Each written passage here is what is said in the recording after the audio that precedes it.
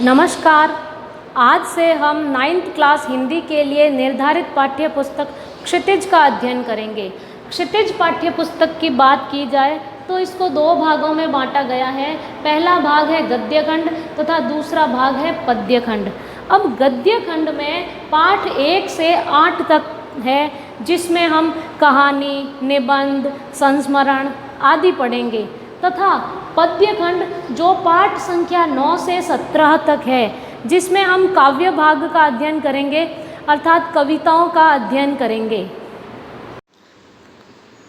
अब हम क्षितिज पाठ्य पुस्तक में गद्य खंड के प्रथम पाठ 2 बैलों की कथा का अध्ययन करेंगे, जिसके लेखक मुंशी प्रेमचंद है। पहले हम प्रेमचंद का जीवन परिचय पढ़ेंगे। प्रेमचंद का जन्म सन 1880 में बनारस के लम्ही गांव में हुआ था। उनका मूल नाम धनपत राय था। प्रेमचंद का बचपन अभावों में बीता और शिक्षा बीए तक ही हो पाई।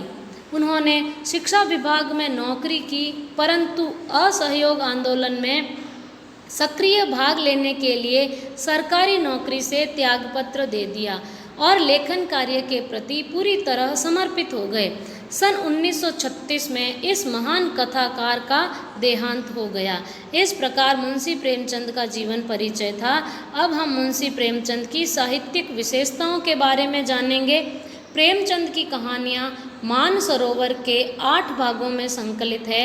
सेवा सदन, प्रेमाश्रम, रंगभूमि, कायाकल्प, निर्मला, गबन, कर्मभूमि, गोदान उनके प्रमुख उपन्यास हैं। उन्होंने हंस, जागरण, माधुरी आदि पत्रिकाओं का संपादन भी किया। कथा साहित्य के अतिरिक्त प्रेमचंद ने निबंध एवं अन्य प्रकार का गद्य लेखन भी प्रचुर मात्रा में किया। प्रेमचंद साहित्य को सामाजिक परिवर्तन का सशक्त माध्यम मानते थे। कहने का तात्पर्य यह है कि प्रेमचंद का ऐसा मानना था कि समाज में जो रूढ़ियाँ हैं, जो बुराइयाँ हैं, उनको साहित्य के माध्यम से दूर किया जा सकता है। उन्होंने जिस गांव और शहर के परिवेश को देखा और जिया, उसकी अभिव्यक्ति उनके कथा साहित्य में मिलती है। अभिव्यक्ति शब्द का अर्थ होता है प्रकट करना।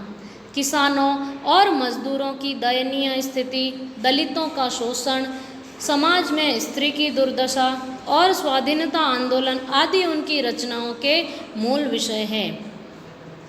प्रेमचंद के कथा साहित्य का संसार बहुत व्यापक है।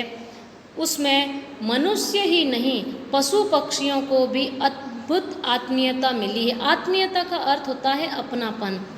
तो इनकी रचनाओं में मनुष्य ही नहीं, पशु पक्षियों को भी अद्भुत आत्मीयता मिली है। बड़ी से बड़ी बात को सरल भाषा में सीधे और संक्षेप में कहना प्रेमचंद के लेखन की प्रमुख विशेषता है। उनकी भाषा सरल, सजीव, मुहावरेदार तथा उन्होंने लोक प्रचलित शब्दों का प्रयोग भी कुशलतापूर्वक किया है। अब हम 2 बैलों की कथा कहानी का पाठ परिचय पढ़ेंगे। 2 बैलों की कथा के माध्यम से प्रेमचंद ने कृषक समाज और पशुओं के भावात्मक संबंध का वर्णन किया है। कहने का तात्पर्य यह है कि इस पाठ में 2 बैलों के माध्यम से यह बताया गया है कि कृषक समाज जो होता है वह पशुओं से किस प्रकार भावनात्मक रूप से जुड़ा हुआ होता है।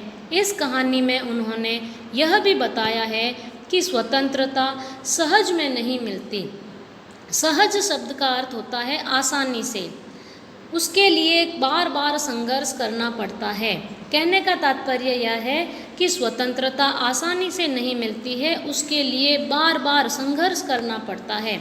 इस प्रकार परोक्ष रूप से यह कहानी आज़ादी के आंदोलन की भावना से जुड़ी है। कहने का तात्पर्य यह है कि यह कहानी अप्रत्यक्ष रूप से आज़ादी के आंदोलन की भावना से जुड़ी हुई है।